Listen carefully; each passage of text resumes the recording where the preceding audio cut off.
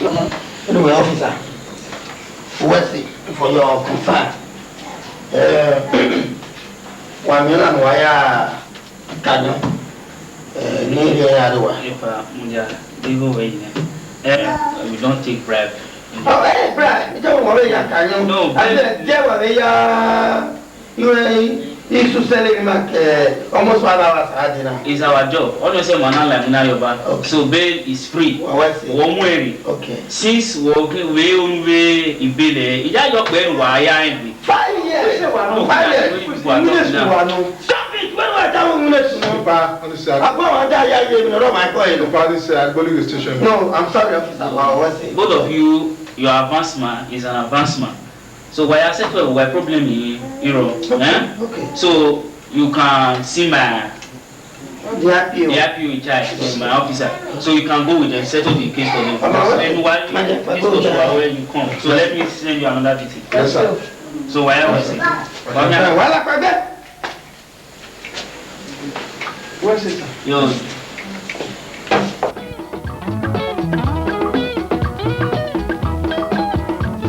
You come on, let us enjoy tonight.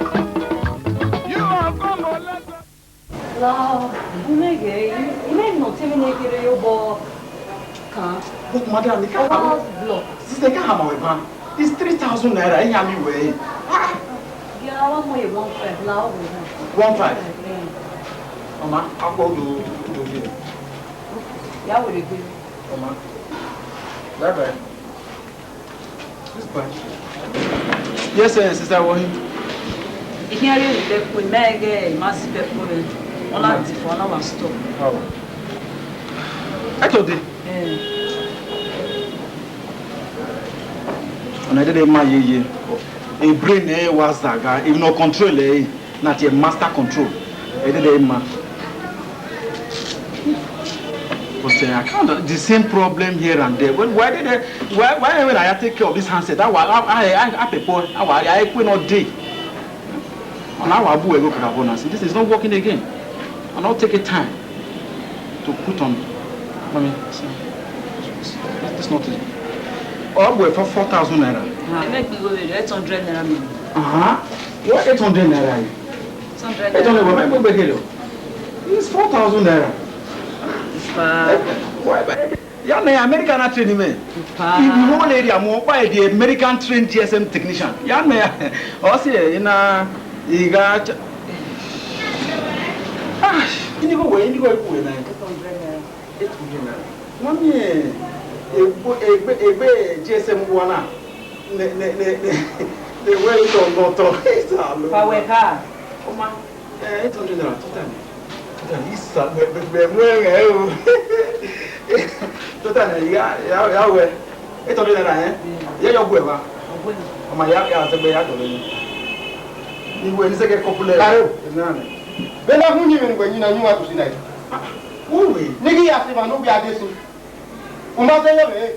If you go over and your mother, no. Well, who's a bit total, you a customer way. We must say. They never training me in America. A guest or a first. You know, ladies first. No, why are you? Also, Nigeria is a Nigerian store. Now we know. Now we ladies first. So, who are you? Who are you? Who you answer to? The way I did not 20. No, you me a day. They are not 20. Yes. Who are they? Who are? But to you now. What way? What they now stop? What way? Where are they not working? What you can go to who might is able to go to hell? What? Who do it?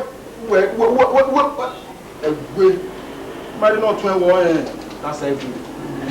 It is because here my own. Okay.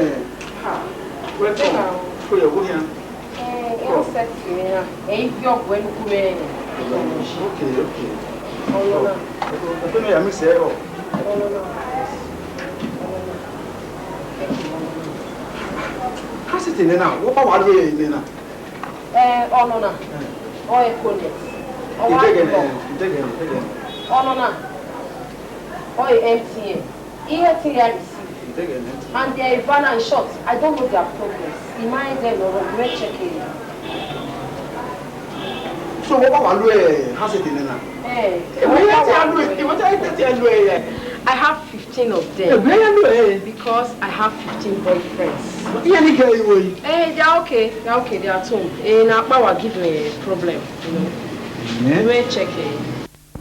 Totally bad. Totally bad. Sister, now cost the way. No, this one is condemned totally. This one is off. So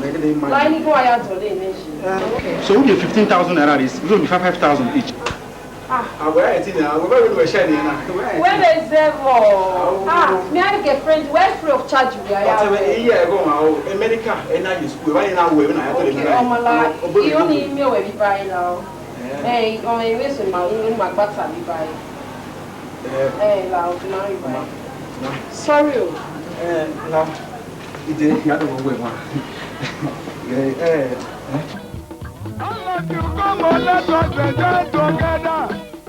Our only wife for let's say. I'm a hammer when it's 15,000. Because all your boys we not here and you so for no you know but you know wait I think we okay 5,000. No, maybe people very on in here. But we're in here. I understand. 500 naira per hour. 500. Hey, 500 you are. She's won't understand now. I get friend where free of charge you are when you make. La on here. But now when I get friend we are okay, maybe 500 naira.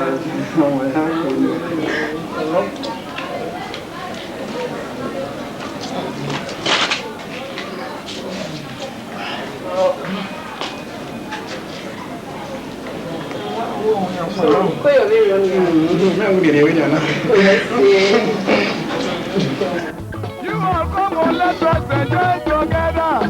You boys and girls, we dance together. Sorry.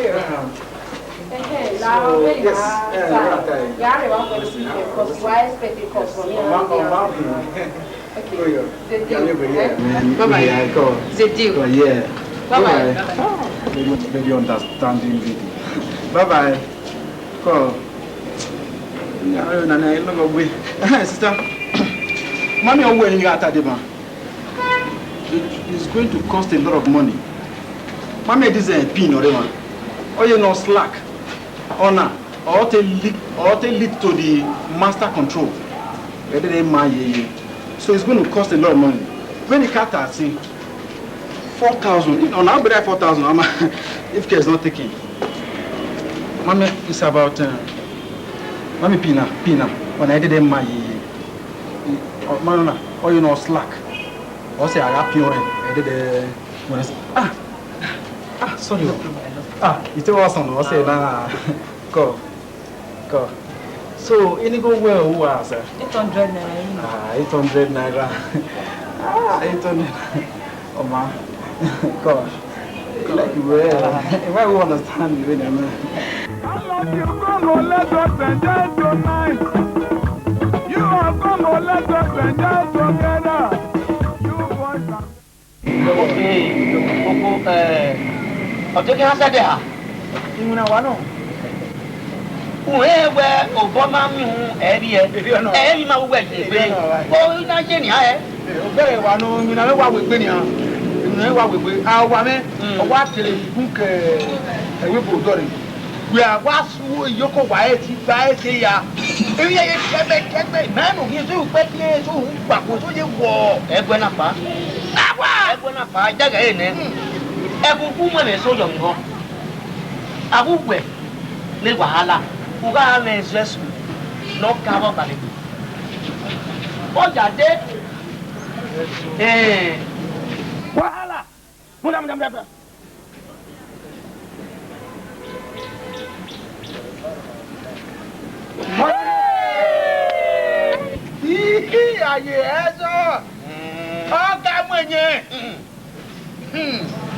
Ipe abona age onu e fi ewodun agwagwa mo e wahala ni agare omo no wahalu we ido wahala e idele we omo ni mengun na ni omo no wahala e ni wahala la bi je oda we police How do you go by my phone?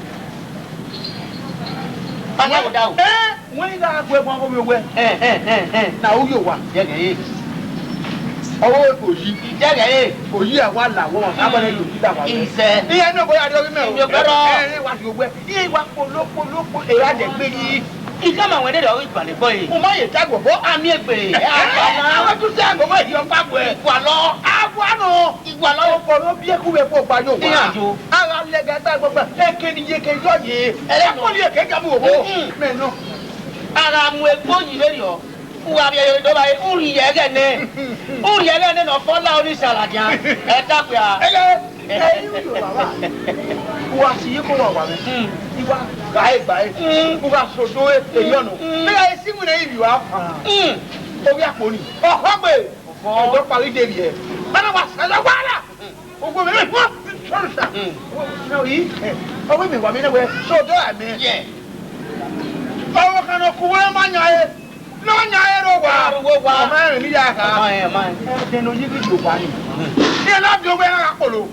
You're not for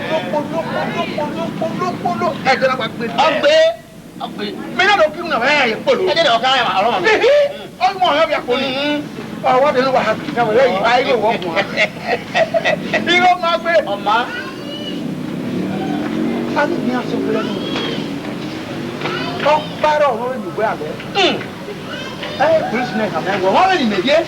Okay, can I go about? I hear by it. I don't tell me that how many men. But I mean, if any woman there, I don't know what with you.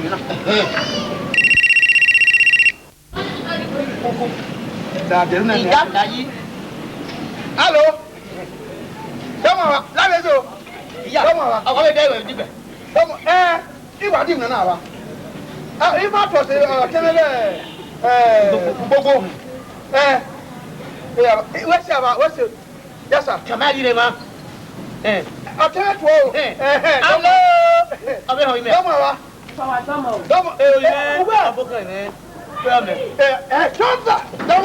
Yes, sir. Yes, sir.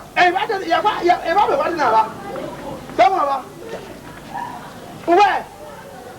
Huh? Hello? Hello?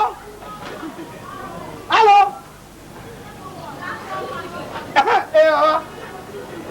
Yes, sir. Hello? Yes, sir. He come on the cake bar. Come on, sir. Okay, if I'm madam, you know, with yes, sir. Yes, sir. Yes, sir. Yes, sir. Okay, we are. Come on, we went to we. Go yo. Yeah, now. You are calling me. We are so down. Okay, we. When we are not at you, hello. Where are you? Go and don't wait. Yari. Go yo.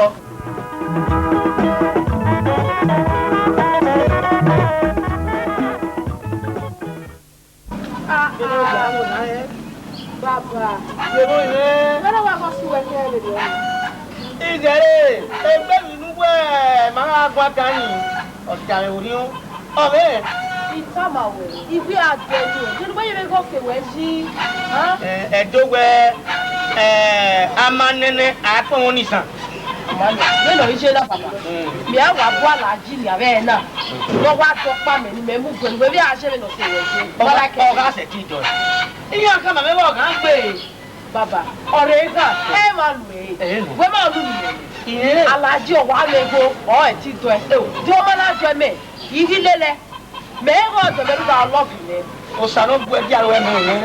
I'll have my no. Who go we here? What I like, Jimmy, what is your bed? Oh, I'm my man. So, me only those you are near enough. We're about it. Where's we, man? Hello. Peter was here. Hey, that was so one. Magana Morena.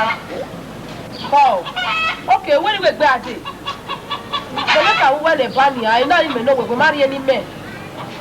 Okay, what are you coming? Eh? Hello, Peter. When you here? Eh, that was Owara. Hello. Hello.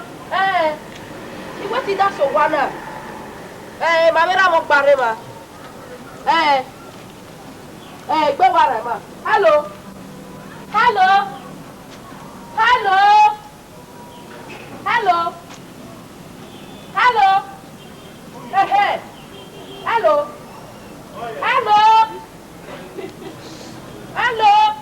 Hey, Peter. What are you?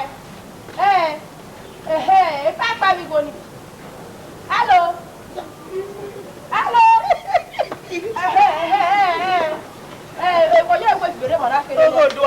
Hello. Yari. Hey, we not better now.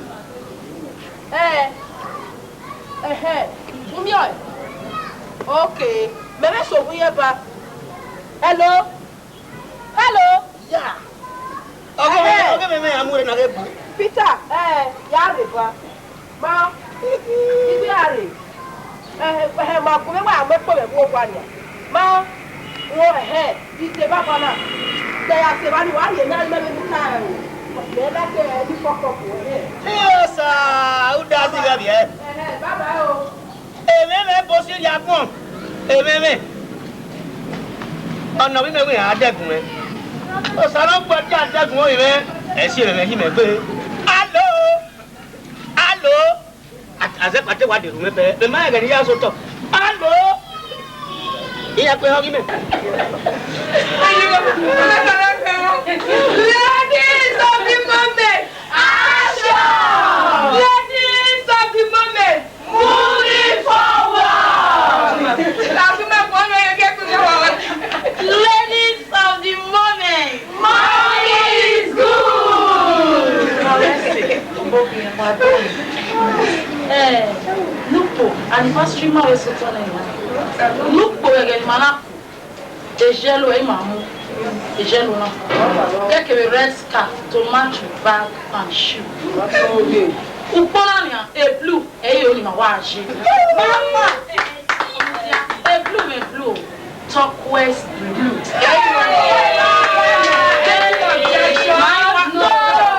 My one white shoe to black. Hello. You may wear white shoe to match with bag.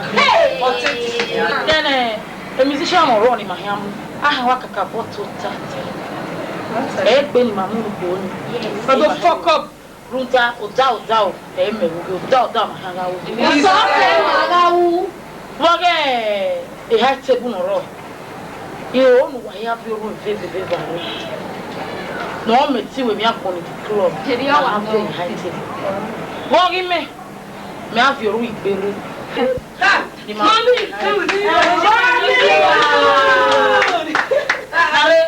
What the great yesterday is talking about.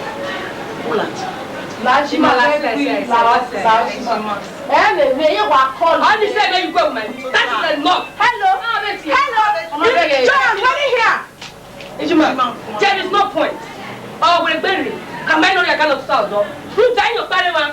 If you don't buy a sweet mother, or don't have it in madness. We are not mad people. Exactly.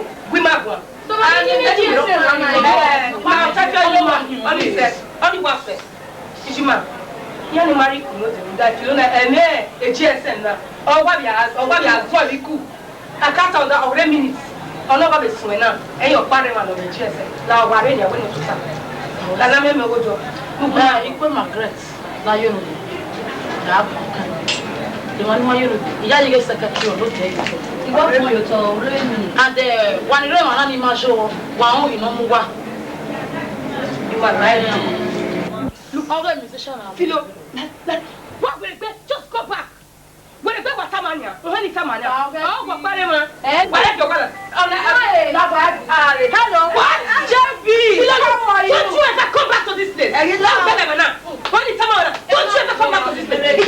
Now we're going to suspend her. Too much. That's what you're going to say.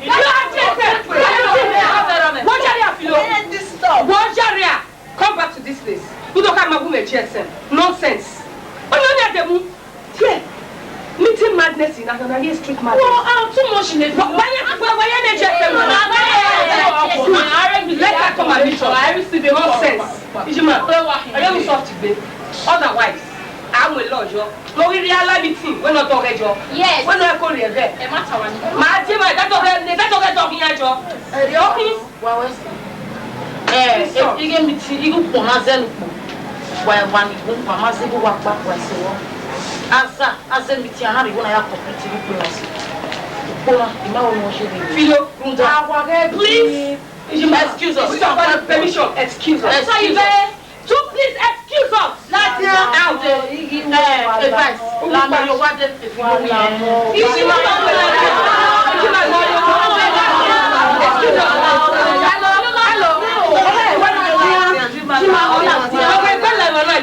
You smell your ass.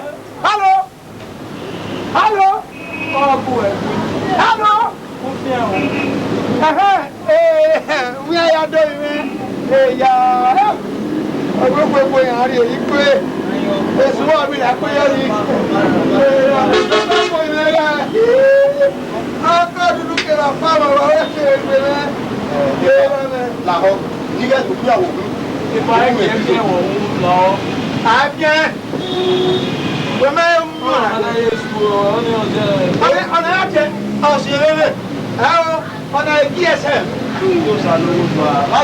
Baba ìṣe. Ọgí mẹ́na MTM. MTM ẹ wá ké. Ọba yìí kó jẹ́ pé ní ọ̀nà rúkọ. Ọmọ rúkọ ọ̀nà kí á gbé làwọn kí ẹ gbé òwe tó. Ẹ̀yin rẹ̀ ládọ́sùn rẹ̀ yìí o. Ládọ́sùn rẹ̀ yìí o. Ládọ́sùn rẹ̀ o. Ẹ̀yin rẹ̀ ẹ̀sẹ̀ ló gbọ́ bí ẹ̀rọ fònà. Ìmọ̀ kẹ̀lìlì rí ẹ̀yìn rẹ̀ o. Ládọ́sùn rẹ̀ o.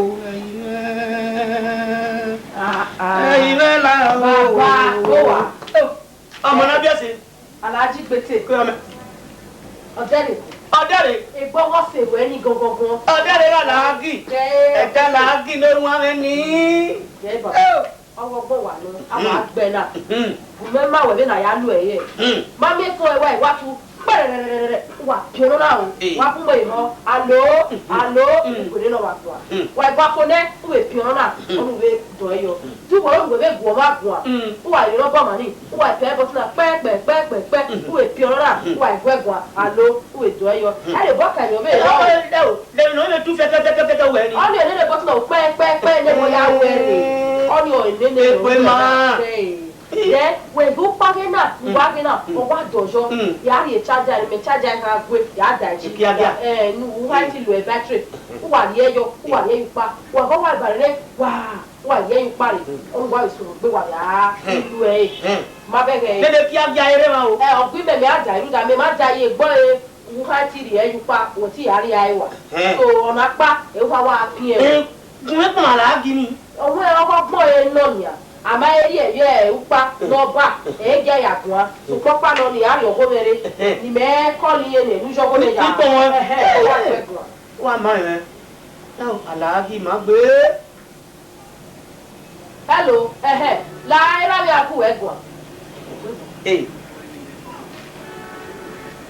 allo alagi wọ́n náà ní mẹ́ aláàgì wẹ́sẹ̀ mẹ́ wà má aláàgì láàgì alo ní ìwé lórí ìwé ìyàwó ẹ̀dọ̀ alo gbèrè ajé àtúmọ̀ abẹ́lé ewé fìrọ̀ aláàgì láàgì alo Allo. Victor Victor. Allo.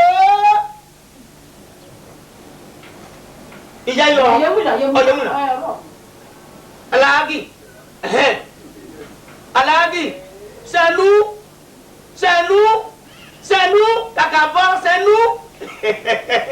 Owe yo wa. Ayo yo ni ko. Oho ni yen ho Tabo igun. Kakabo ko we mo iwe. Kakabo ko we me la lagi. Onu ye pe kan a. Oni me se. Nkan ma le we allo always laho. Be me ya lo na e. O se me le wahala. Ni me le ga gbegun a. Oma, ibe we me wa yo na nu ni a. Me de atubo we ya de yu pa we ni ro wa na ni a. O wa iwa bare ne gwa. He ga ni udo gwo so le wa ala gwa. Ga ni ye me we me. Papa gi se gbe wa o. Baba mi. Olùwẹ́ ṣe é. Gbẹ̀rẹ̀ bọ́tì náà. Ẹ̀rẹ̀ wá kàn. Ọ̀hún pẹ̀rẹ̀ rẹ̀. Kèwé yìí wọ́n. Ìjẹ́gẹ̀ẹ́ èdè. Baba mi. Ìjẹ́gẹ̀ẹ́ èdè. Bẹ̀rẹ̀ ni a mú ẹ pé mi ní ìtajà ní nítorí plug ẹ̀ yóò bá. Olùwẹ́ so ìwé. Dájú o. Olùwẹ́ ṣe é.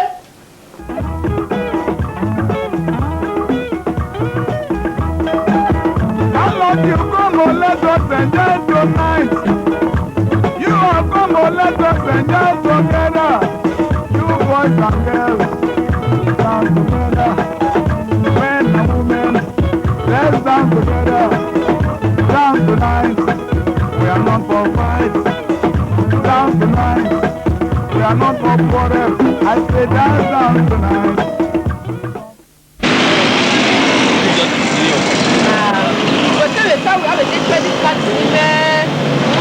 Come on, you have to know.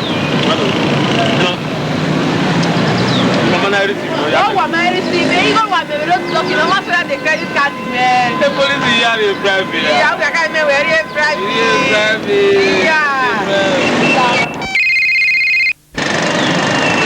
Hello, Annie. Hello.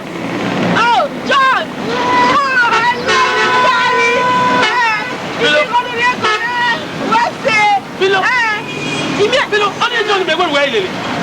You not say joy anyway. Mega say joy. Where are you going to make the credit card? A credit card, I know where. Nana, what about where? I receive. Stop the mail. John, why are you going to make? Not my credit card, not the make for me. You know. Credit card. John, what was that? Hello. Who are you going to credit card? Why, darling? Hey, why? Hey, what's it? Yeah.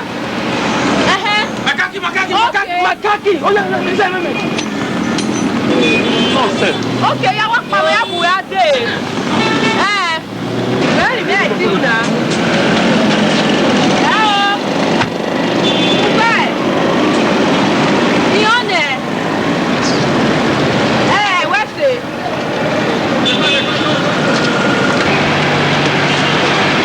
When you enjoy it.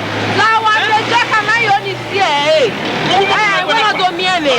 Oh, here you are. La when do me me yo ni me ni ya wa me ba ma ke mo unpie. Oh, here you are. You know your friend over. Come on, wait to my baby motor now. Yeah, I know what's on that now. Why the name? What are the motor now? Money motor now. Of course. You can't know my own of it.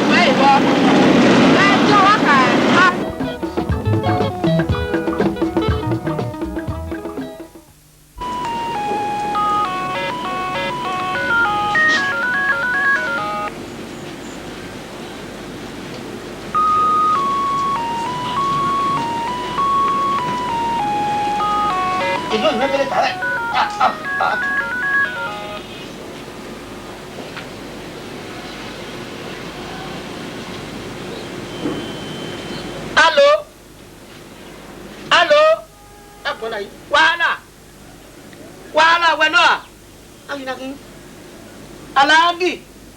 Hello. I hear some quick for Sabwa. Hello.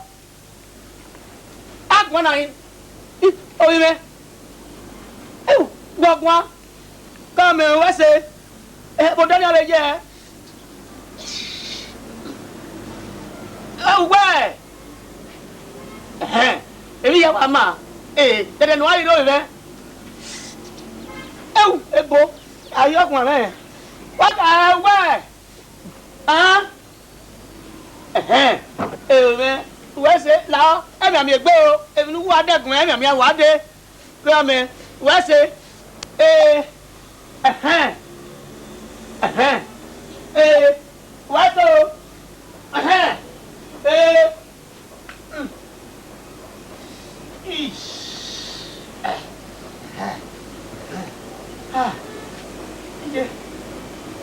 What? Unlike you come on, let us enjoy tonight. You are come on, let us enjoy together. Scholarship for hello. Babel, Mr. Man. Yes, sister. Sit up. Let me know one. Even there no one. And by the way, who is this? He's my technician. He's also my boyfriend. Correct. How am I saying? What in there? So are you? Then my friend, you know. I just want to know if he Like all he said, he can't have my wedding. You have to buy me credit card. Forget about my repair of GSM and whatever. That's not your business. Get we ain't there to do dolly answer to it. Don't let you look back. Otherwise, don't disturb my peace. A co-inspector who does it. And so, where you are now, there legally, I will arrest you. You are going to have it whereby. And do come, my friend. Do we are telling you, we are inspector. I office our inspector. When charge officer do making us, man. We are where we are moving. We are where we are going to GSM here. We are going to GSM already. Okay, As for me, I will buy her credit cards. Okay, about that. Nonsense. Mama, me where? Oh, you where? Me appear here. Simply because of GSM. Well, Inspector Dazi or whatever you call your name. Do he not Tanya? Uzopa, Eda, Uya, women are doing you are doing anyway. You are the credit card. Or Uya, credit card Menukawe, or doing what Uzopa with. Amen. Mona, what do I give you? I don't fear. Mr. Man, so I your tongue or else I can not kick him. Okay. Oh, wait, I'm going down in the wife.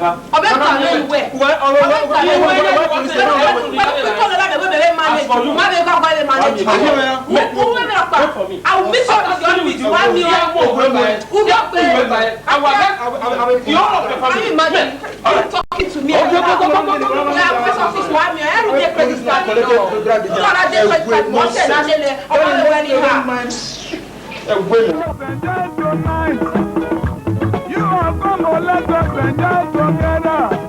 You boys and girls, dance together. Men and women, let's dance together. Dance tonight, we are not for fight. Dance tonight, we are not for quarrel. I say dance tonight.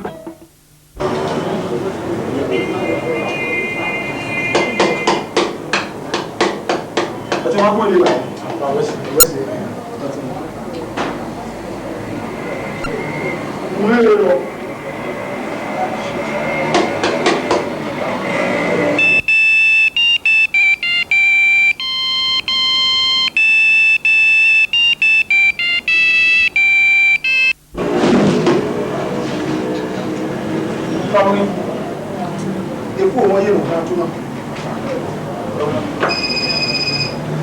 Hello?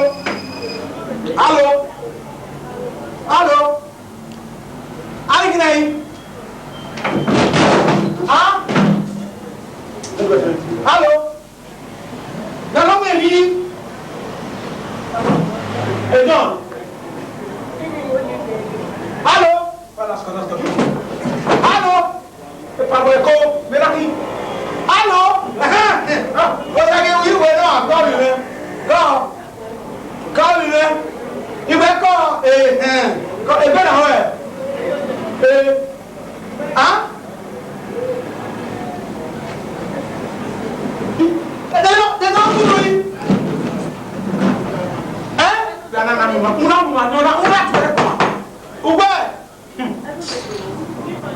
Hello? Call me, man. Call me, man. You got to be there. Hello? All the one. Every now see them there. Oh, you won't make one. I got to echo. Oh, one more. Oh, you won't make one. Oh, what make you? Hello?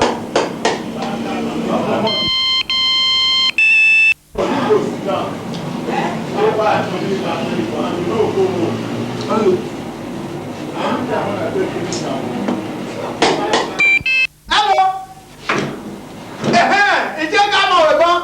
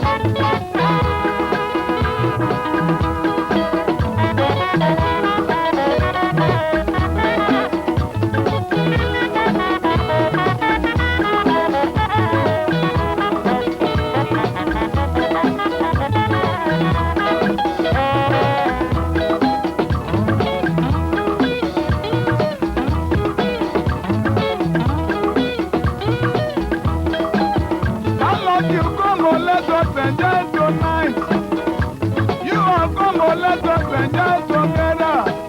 You boys and girls, dance together.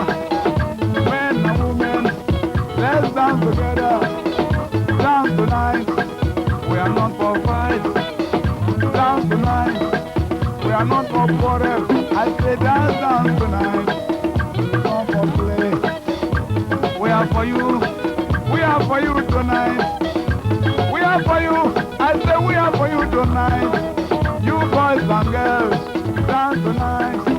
We are not for fight. Dance tonight. We are not for quarrel. I say dance tonight. We come for play. All of you come on, let us enjoy together. You all come on, let us enjoy together. You boys and girls, we dance together. Men and women, let's dance together. Dance tonight, we are not for fight. Dance tonight, we are not for quarrel. I say dance tonight, we come for play. We are for you tonight. We are for you.